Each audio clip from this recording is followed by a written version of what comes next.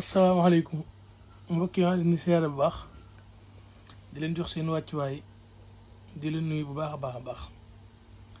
seen mbokk seen taalibe la Serigne Cheikh Walo tey nag damaa ñëwaat ci loo xam ne ñu bëri dañ may envoyé ak message tey ay sëriñ di ma woo di ma xamal ne li nga doon def bu ko bàyyi ndax ñun ñëpp ci la ñu doon jànge wallahi tey nag nit kenn ku nekk waroo bàyyi li la fal loolu dëgg la tey nag ma ñëw di leen may noob gu wér goo xam ne maanaam def gis gu wér goo xam ne tey jii moo ngi nii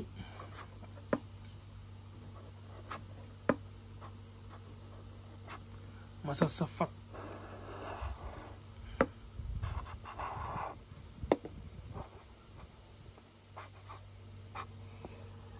masa sa fak gis nga baat bii ngay bind masa sa fak su nee la nga def kun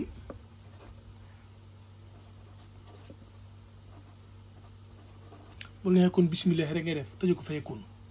nga def turum fii taalib def madlu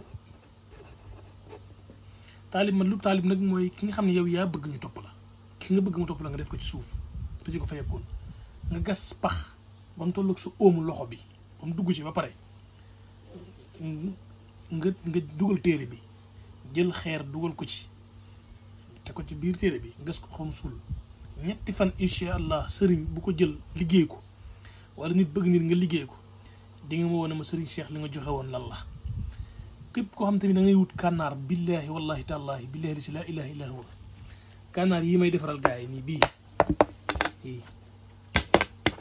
kànnaar yi may defaral gars yi nii barki Serigne Touba Mbacke ku ma ko jox ak sangat bi may àndal 3 heures de temps nga am ci résultat